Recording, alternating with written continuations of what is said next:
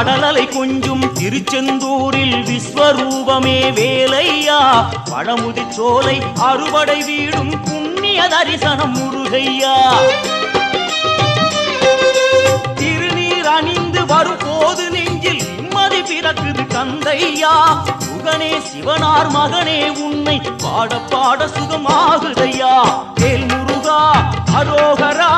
அரோகரா வேல்